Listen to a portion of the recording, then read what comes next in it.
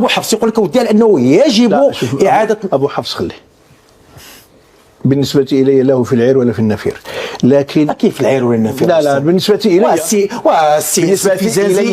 السيد يعني ربى أجيال. السيد كانت له خطب جمعة، كانت المشي ديالو انذاك قبل ما يتسجن كان معروف. الآن عنده برامج في الإعلام كيتبعوا الناس، عنده مقالات أستاذ، عنده محاضرات كأثرها. عندما كان ذلك كذلك كان ذا شأن عند المغاربة كاملين، كان ذا شأن، وكانت الدروس ديالو يحضرها الناس يأتون من كل فج عميق. والوالد ديالي أعطاه الجمعية ديال الدعوة إلى الله في الأب ديالي في مسجد أبي بكر الصديق. وعلى كل حال هذا موضوع لا أريد أن أنبشه هنا. فالعلاقة ديالي مع أبي حفص ليست علاقة السجن ولا علاقة شارع. أبوه صديق الأب ديالي، بل وأبوه صديقي أيضا وإلى آخره رحمة الله عليه. وعشنا في زنازين لوحدنا في السجن المركزي وفي غيرها. ومن ثم يعني أنا لا يمكن أن تعرف أبا حفص بحالي، أعرفه معرفة تامة كاملة. فالرجل انقلب على عقبيه، هذا شأنه، وحر في ذلك. الآن يقول بقول عصيد، بقول ما نعرف شكون وعلان، وبقول البحيري، وبقول الشحرو. باغي نوصل لك بس كان نقاش مجتمعي. دابا الان النقاش كاين اللي كيترأسوا واللي كيقودوا هما بين قوسين هاد الجمعيات كتكلموا عليهم نتوما، هما الجمعيات النسوانيه او النسويه، هما اللي كيتكلموا على هذا الجانب. اين هم الاسلاميين؟ اين هم المجالس العلميه؟ انا اولا سجل علي، انا ما عنديش مشكل مع الجمعيات النسويه، ولكن ما كيستدعيوكش السي فيزازي في الوقت اللي كيستدعيو الصديق ديالك والزميل ديالك السي ابو حفص. وكان صديقا وكان زميلا وكان ولا يربطني به اليوم لا خير ولا احسان. 3 درجه يعني 3 درجه نعم. من ناحيتاش علاش؟ السيد تقول لك درت مراجعات، ابو حفص تقول لك درت مراجعات ومن حقي وكنت مغبون يا سيدي. نعم. ان تراجع فكرك أما أن تراجع كتاب الله وصحيح البخاري وصحيح مسلم وتراجع الإرث الفقهي العظيم 13-14 سنة، ما بقيتش كتراجع الأفكار ديالك، تراجع دين الله. قد غير تقول نار ستيل وحمر نصحح لكم ما قال ربكم. اسمح لي سي رفيقي، ربما شتي الكلام أو الحوار السابق مع أحد الدعاة المغاربة سي الفيزازي. السؤال بعدا، واش باقي بيناتكم شي تواصل ولا؟ لا، اولا اللي تنستغرب سواء في سؤالك ليه او حتى في حديث بعض وسائل الاعلام تيتكلموا على صديق، ولا قلت كما قلتي لي قبيله، قلتي لي نشوف واحد الفيديو ديال واحد كان صديقا لك. ما يمكنش السي الفيزازي انه يكون صديق ديالي لسبب بسيط، وهو انه ليس من جيلي ولا انا. السي الفيزازي ياك انا في واحد الوقت كما قلت في التقديم كنت متشبع بالفكر السلفي الى درجه كاع الفكر السلفي الجهادي ياك.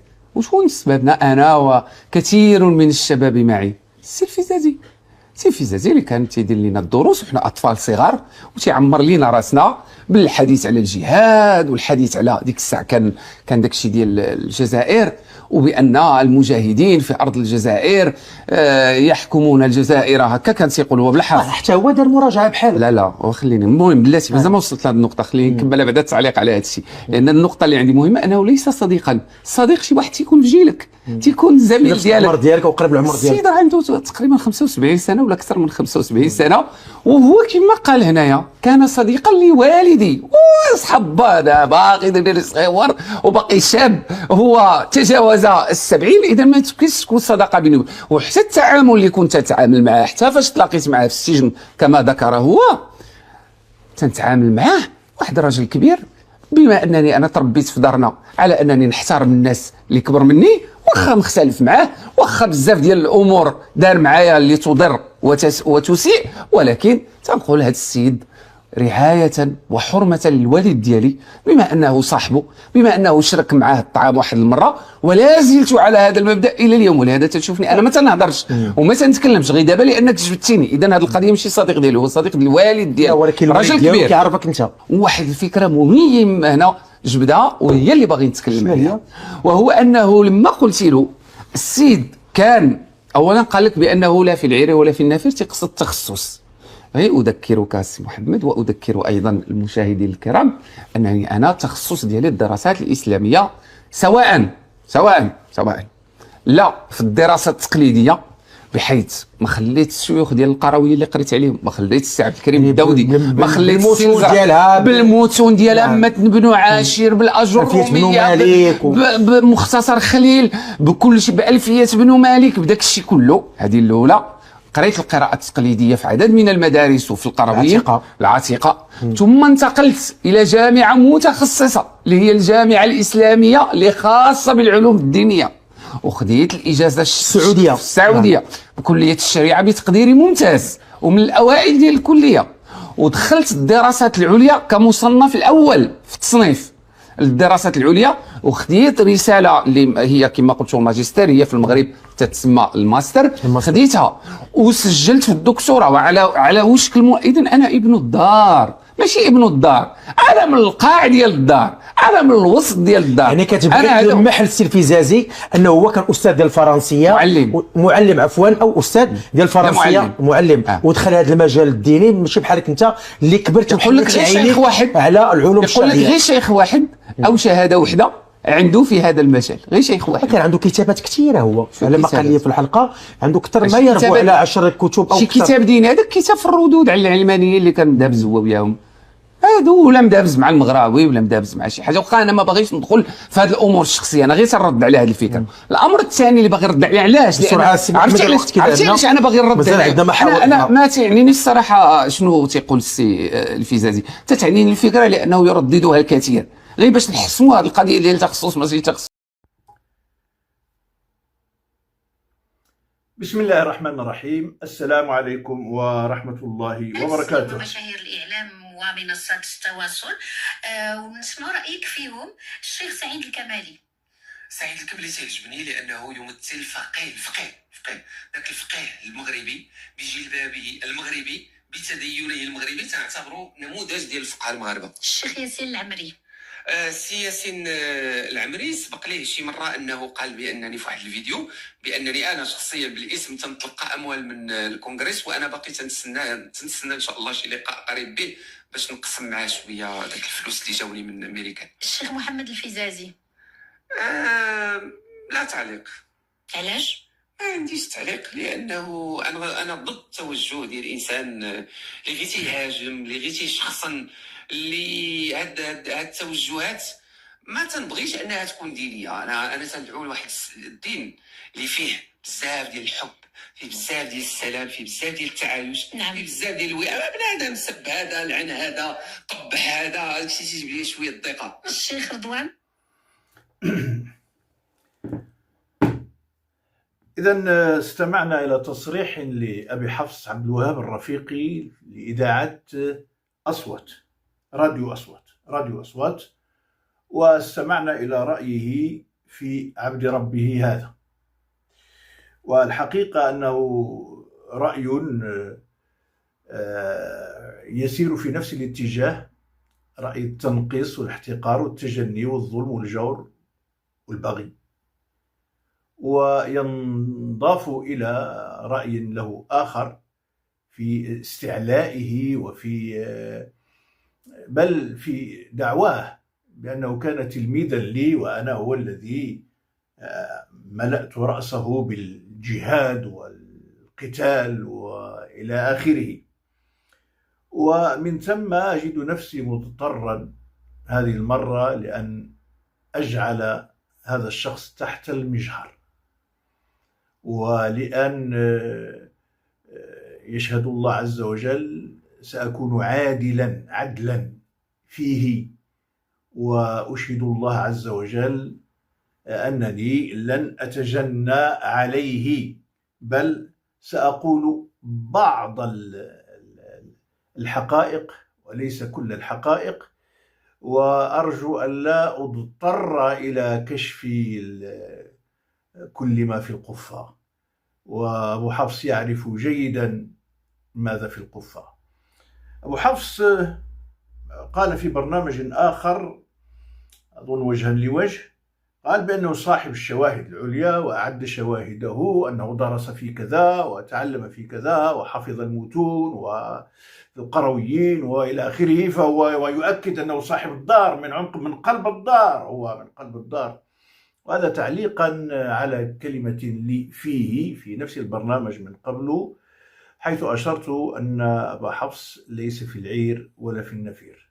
إذن الآن أنا أقول لك يا أبا حفص، أنت من الناحية الشرعية والدينية لست في العير ولا في النفير. يا ليتك كذلك، لأنك إذا كنت لست في العير ولا في النفير معناه أنك يعني صفر على الهامش، لا يعبأ بك، لكن أنت تحولت إلى رجل معاند، رجل يحارب حديث الرسول صلى الله عليه وسلم، إلى رجل يحارب ويستخف ويسخر من أصح الأحاديث في صحيح البخاري ومسلم. جملة ذلك ما ذكرته آنفا في تسجيلي السابق بخصوص الأحاديث عذاب القبر المنصوص عليها في البخاري ومسلم والتي تصفها بالخريف.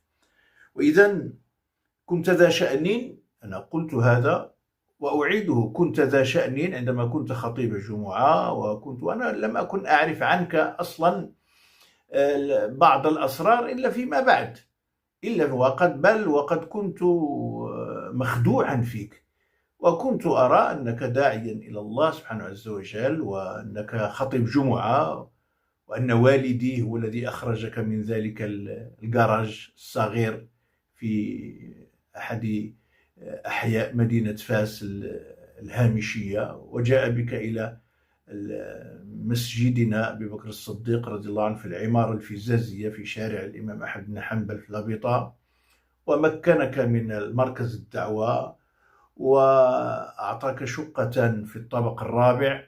وهذه الشقة إن شئت سيكون لي فيها تفصيل دقيق، الشيء الذي سيؤرقك بل سيؤلمك بل سيعذبك إذا كشفت حقيقة هذه الشقة التي نصبت فيها على أبي وأخذتها بغير وجه حق، ولا تزال تمتلكها حتى الآن.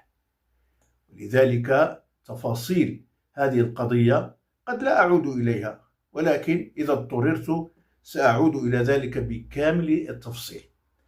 إذا كنت ذا شأن عندما، وأنا أقول أنت كنت ذا شأن بصفتك خطيب الجمعة، وخرجناك من واحد الجراج الصغير، كنت تحفظ في أبناء الحي القرآن الكريم في الكتاب، وجاء بك والدي إلى مركز الدعوة الإسلامي الذي كان فوق المسجد، مسجد أبي بكر الصديق، وهو المسجد الذي أوقفه والدي في سبيل الله وأنت تعلم كل هذه التفاصيل. والحقيقة أنني لم أتعرف على كثير من أسرارك إلا في السجن، وفيما بعد السجن كذلك عرفت الكثير من الحقائق. كونك تقول أنت كنت تلميذا لي وأنا الذي كنت أعمر رأسك أعمر، أنا كان أعمر لك رأسك بالأفكار ديالي إلى آخره. غير صحيح يا أبا حفص. من الذي ذهب بك إلى أفغانستان وأنت لا تزال طفلا؟ أنا أم أبوك؟ من الذي ألقى بك في جماعة القتال والجهاد بين قوسين في أفغانستان وأنت لا تزال طفلا حتى؟ أنا أم أبوك؟ من الذي كان يجمع جوازات الكثير من الشبان من أجل ترحيلهم إلى ساحات القتال في أفغانستان؟ أنا أم أبوك؟ من الذي قاطعك وكنت طالبا في المدينة النبوية أو في مكة، لا أذكر، كنت طالبا هناك، وحججنا مع أبيك، كنا في الحج، وحلف أبوك ألا يراك، حلف أبوك ألا يراك نهائيا، وترك أمك هي التي زارتك، لم يمنعها، ولكن وراجعناه في الموضوع، ولا سيما وأنت ابنه الوحيد، راجعناه في الموضوع قال لا أبدا، لقد ذهب مع أفكار الشيخ المغراوي، وذهب مع المرجئة، وذهب وأبدا أنا بريء منه وأنا إلى آخره. وحقيقة راجعناه في المسألة وكذا، ولكن أصر أن لا يراك أبدا. من الذي فعل ذلك، أنا أم أبوك؟ ثم حتى يعلم من لا يعلم أنه سنة أظن كنا في السجن، أظن 2007 ولا 2008 مثل هذا القبيل، استدعاني رئيس المحكمة في مدينة الدار البيضاء بطلب من المحامي، والمحامي كان يومها هو سي مصطفى الرميد وزير العدل سابقا، ومصطفى الرميد الأستاذ كان هو محامي حسن الكتاني، الشيخ حسن الكتاني وأبي حفص. واستدعيت أنا من طنجة، من سجن طنجة إلى سجن عكاشة من أجل أن أن يقدموني إلى المحكمة كشاهدي إثبات، بمعنى أن المحامي مصطفى الرميد طالب من المحكمة أن أكون أنا شاهد نفي وليس شاهد إثبات. يعني أن المحكمة تدين أبا حفص بأنه كان في فاس له جماعات يأمرون بالمعروف وينهون عن المنكر بالعنف، يعنفون الناس. إذا جبروا شي واحد مع شي وحدة كيسلخوه، جبروا شي واحد غادي يسكران في الطريق كيسلخوه، وبعدين ينادون على الشرطة وكذا. وكانت هناك يشتغلون في ظلال ودادية معروفة كانت يومها. أنا لم أكن أعرف عنها شيئا على هذا، أنا كنت في طنجة، أنا لم أسكن في فاس أبدا، دائما في طنجة. أنا في طنجة قبل 45 سنة، أزيد من 45 سنة، وقبلها كنت في المحمدية 4 سنوات، وقبلها كنت في ناحية صفر 6 سنوات، وقبلها كنت في الرباط.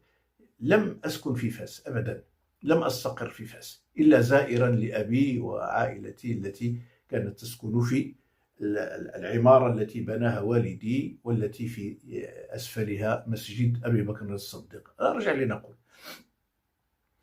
أرجع لأقول استدعتني المحكمة إذن كشاهد نفي. أنفي ماذا؟ سأشهد بما علمت.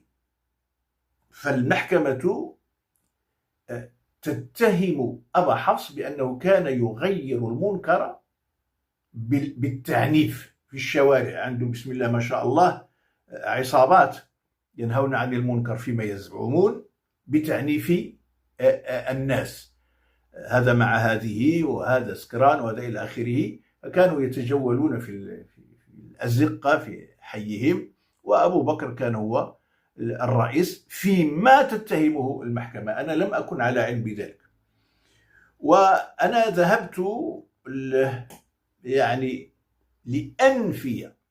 لأنفي أن أبا بكر أن أبا حفص وحسن الكتاني، خلي حسن الكتاني، أن أبا حفص كان يأمر أن حسن الكتاني والشيخ حسن الكتاني لم يكن في فاس. الشيخ حسن الكتاني يسكن في مدينة الرباط. وطيب اسمع يا أبا حفص، اسمعوا أيها الناس. قال لي رئيس المحكمة أو رئيس الهيئة، قال لي: أنت تخاصمت مع عبد الوهاب الرفيقي سنة كذا في فاس، تخاصمتما وتقاطعتما. يعني أنا، رئيس المحكمة يقول، أنا قاطعت أبا حفص من أجل ماذا؟ من أجل أن أبا حفص كان يرى تغيير المنكر باليد، وأنا محمد الفزازي لم أكن أرى تغيير المنكر باليد. هذه القضية يشهد بها المحامي مصطفى الرميد، يشهد بها الشيخ حسن الكتاني، ولعلك إن كانت بقيت فيك شيء من المروءة تشهد بها أنت كذلك.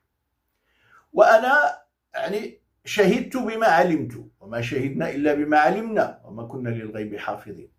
فقلت للقاضي يعني حاشا لله أن يكون عالمان هكذا مثل الشيخ حسن والشيخ يومها قلت الشيخ حفص أن يكون أن يغير المنكر باليد، وأن يفهم حديث النبي صلى الله عليه وسلم من رأى منكم منكرا فليغيره بيده فإن لم يستطع فبلسانه فإن لم يستطع فبقلبه وذلك أضعف الإيمان. حاشا لله أن يفهم وهما العالمان الفقيهان أن يفهم اليد بهذا الفهم الساذج، بل اليد أن كما أفهم أنا ويفهم الشيخ أبو حفص والشيخ حسن الكتاني أنها الشوكة وأنها الدولة وأنها السلطة وأنهم أصحاب الشأن وأصحاب النفوذ. هذا هو اليد. أنا لم أكن أعلم، كنت أعلم أنهم يغيرون المنكر بمعنى بالكلام الطيب، فإذا وجدوا يعني الأمور ليست على ما يرام يستدعون الشرطة. هذا الذي كنت أعلم. لكن أيما يكون الأمر فرئيس المحكمة يومها يشهد أنني لم أكن أدعو إلى تغيير المنكر بالتعنيف ولا باليد، وكنت أنت متهما بهذه التهمة، أي تنهى عن المنكر بالتعنيف وبضرب الناس وإلى آخره. من علمك؟ أنا أم أبوك؟ أنا أم أنت أصبحت بارعا ومجتهدا في هذا الاتجاه السيء، في هذه الأخلاق الفظيعة؟ أنا أقول هذا الكلام وأعلم أن الأجهزة الأمنية تعرف حياتي كلها وتعلم الآن، أقول هي تعلم والناس يعلمون أنني لم أغير المنكر في يوم من الأيام بتعنيف أحد طيلة حياتي ولا مرة، بل كنت ناهيا دائما. كانت هناك بعض العصابات تحت مسمى النهي عن المنكر يأخذون ويضربون وإلى آخره، ويشهد الله عز وجل أنني كنت أفتي في المسجد، كنت أقول هذه بلطجة، هذا عمل لا يستقيم، وهذا أمر ليس بحق ولا شرع ولا أبدا، بل هي فتنة وأمر جلل لا ينبغي لأي مسلم أن يسلك هذا المسلك. أيما يكون الأمر، رئيس المحكمة الاستئنافية الدار البيضاء يقول لي أنت قاطعت أبا حفص أو قاطعت عبد الوهاب الرفيقي لأنه كان يرى تغيير المنكر باليد وأنت كنت لا ترى تغيير المنكر باليد. ويكفي هذه الشهادة من رئيس المحكمة. صحيح أنا قلت له كلاما يومها، كلاما قويا جدا. قلت لرئيس المحكمة ما شاء الله أنت رئيس محكمة تقول لي أنا لم أكن أرى تغيير المنكر باليد، فكيف أتهم بتفجيرات الدار البيضاء وبقتل الناس و44 قتيل وإلى آخره؟ كيف ذلك؟ إذا كانت المحكمة الآن أنت تقول بأنني لم أكن أمارس تغيير المنكر باليد، فكيف أتهم بالقتل وما نعرفياش وحكم؟ حقيقة كان موقفا حرجا جدا، ولكن هنا قال لي رئيس المحكمة أنت حر، إن شئت أن تشهد فاشهد، وإن شئت أن لا تشهد فانصرف. فقلت له أشهد. إذن هذه القضية يعلمها الإعلام، تعلمها المؤسسات الأمنية، يعلمها رجال الدولة يعلمون جيدا أن عبد ربه هذا لم أكن في يوم من الأيام أبدا آمر بتغيير المنكر باليد أو بالتعنيف أو بتشكيل عصابات ولا حتى بعثت أحدا إلى ساحة القتال ولا ساحة الجهاد ولا ساحة سميها ما شئت، ولا مرة ولا أحد بعثته أبدا. حتى ولدي عبد الإله ذهب إلى الجهاد في أفغانستان لعدة أشهر، ويشهد الله عز وجل أنه لم يكن لي علم بسفره إلى تلك الديار أبدا، وهي شهادة ألقى بها الله. لم يكن لي علم بذلك أبدا، ولو علمت لمنعته. ليس لأن الجهاد معرة، لا أبدا، لأن الأفغان لهم من الرجال مثل الروس. الأفغان معهم باكستان، معهم المسلمون في كل مكان. أبقى غير ولدي يمشي من طنجة ولا فلان ولا علان من هنا ومن هناك. أنا لا أقبل هذا أبدا. إذن يا أبا حفص، الذي علمك عمر لك رأسك هو أبوك وأصدقائك وزملائك وأقرانك. وأنت قلت بأنني كنت صديقا لأبيك. ليست تلك الصداقة، لم يكن بيني وبينه أي هو كان صديقا لأبي بالمناسبة، كان صديقا لأبي، ولكن يعني بين الحين والآخر كانت لنا زيارات متكررة إلى بيتكم وبالمناسبة أنا سأقول ما يلي. معرفتي بأبي حفص، وسأقف هنا من أجل أن ما زال ما بديت أن الكلام لا يزال طويلا، ولكن في حلقة أخرى. معرفتي الأولى، أول مرة تعرفت على أبي حفص وعلى أبيه، وهي زيارة لي في طنجة من قبل أبيه، وكان معه وقدمه، كان والدي عندي في طنجة، وقدمه لي على أساس أنه الدكتور مش أبو حفص، أبو حذيفة، الدكتور أبو حذيفة الطبيب كذا في أفغانستان وإلى آخره. طبعا أبي كان مغلطا أيضا، فأبوه لم يكن طبيبا ولا دكتورا، كان مجرد ممرض ليس إلا، ورحمة الله عليه، يعني اذكروا موتكم بخير، رحمة الله عليه. وجاءوا من أجل خطبة ابنتي، جاءوا من أجل خطبة ابنتي إحدى بناتي. وأبو حفص كان لا يزال شابا يافعا إلى آخره. حقيقة الرفض الذي كان مني ومن ابنتي ومن أمها زوجتي وكذا، هذا الأمر لربما هو الذي أودع في قلب أبي حفص كل الحقد وكل الضغناء من أجل في حق هذا الشخص المتكلم، أقصد أنا. على كل حال، زواج قسمة ونصيب، والحمد لله، الحمد لله، إذ لم يتم ذلك الزواج، ولو تم لا قدر الله وكانت في عصمته وهو قد نكص على عقبيه وانقلب 180 درجة، بالله الذي لا رب سواه لن تبقى معه ليلة واحدة، يمينا، ولو على جثتي، ولو على جثتي. مستحيل.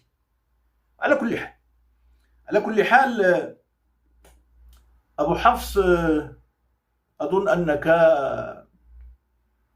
أخطأت البوصلة، وأظن أنك أخطأت خطأ العمر عندما تتعرض لشخص في الإعلام بالطعن والتحقير والتنقيص. أظن أنك فتحت عليك أبواب جهنم. أقف عند هذا الحد، على أمل أن ألتقي بكم في حلقة مقبلة تكون غدا إن شاء الله، ومع تعليقاته في راديو أصوات وفي غيرها. إلى ذلك الحين استودعكم الله الذي لا تضيع ودائعه، وصلى الله على نبينا محمد وعلى آله وصحبه وسلم تسليما. السلام عليكم. أعتى ضيف، تحسه كان قوي لا يشق له غبار. محمد الفزازي، شيخ محمد الفزازي من أقوى ضيوف يعني محمد الفزازي هذا شيخ دين، كان عبارة عن خطيب مسجد في طنجة لا يعرف أحد. كان يكلمني، دخل مرة على المداخلة، متحدث من الطراز الأول، متعصب جدا طبعا، متعصب جدا. متعصب لشو؟ متعصب دينيا. أتيت به، قدم حلقة مع ضيف علماني لعب فيه مش فوتبول، لعب فيه كل أنواع الألعاب الرياضية. وكانت حلقة تاريخية، حلقة عن أي إسلام نريد، كانت عن الاسلام، يعني شو نوع الاسلام اللي بدك اياه. وفي حلقه عمل حلقه ثانيه مع مفتي سوريا السابق احمد حسون، كمان فعل الافاعيل بمفتي سوريا. متمكن جدا وسليط وقوي، صاحب حجه عظيمه جدا.